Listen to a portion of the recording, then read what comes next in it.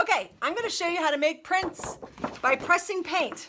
So I have acrylic paint. I've put some colors out here, and I've got a skewer and a chopstick, except I like to use my hands, but it's up to you. So if you don't want to use your hands, you can use writing tools. You can even use a pen or the end of a pencil and use the eraser. But if you're comfortable, what I like to do is I like to have a rag nearby to wipe my hands, and then I like to cut a couple small pieces of paper, and this is the paper that I'm going to be using. This is just regular paper. Okay, so let me show you how I do this. I'm going to turn this down here so I can kind of show you what I'm doing. All right, so I've got my paints here, and like I said, I like to use my hands, so I'll take a little bit of color and spread it around. And then this is where I like to use my hands, is making designs in this. Now, if you're not comfortable using your fingers, this is where you can use some tools to do marks and scratches in them, and sometimes a chopstick will work. And then once you have your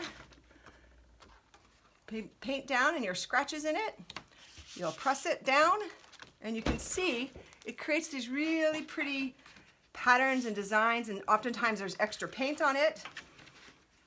Okay, so the same thing can be done. This is an example here where this, to me, I had done some pressing with some black paint and then some blue paint over it. And it's starting to look like maybe hair, and maybe this is where there would be a face. And so once these things dry, you can continue to add different colors. So I'm going to do the same thing with black. And let's say I kind of want to create a face, maybe some kind of an eye.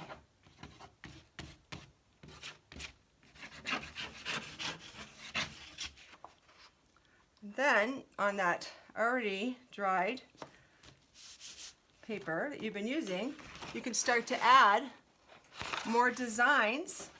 And I always like to continue to use the paint up, so even with this one here, there's opportunity to probably press again. So the neat thing about this is, again, wipe my hands, is what's fun to do with kids is you can pull these out, and then you can start talking about, like, what do you see in here? There's all sorts of little hidden gems. I sometimes see little faces. I see sometimes eyes, so you can kind of play, what do you see? This is one that I was working on. I found a face in it. It's a little strange, but you can see how it came from pressed prints. And same thing here. You can see where I had started to press over it, but the original pressed print was here, and that became the mouth. So there's all sorts of things you can do with these things. This is one of my favorites. I've yet to draw over it just because I think it's such a fascinating pattern. I see a little face right here. So, all right. So all you need is some paint. But if you don't have acrylic paint, you can use some house paint. You can use, these are water-based paints, and paper, and a willingness to use your fingers and get a little dirty, or find some drawing tools in your house, and you can use these to scratch some patterns into your paint. All right, happy creating.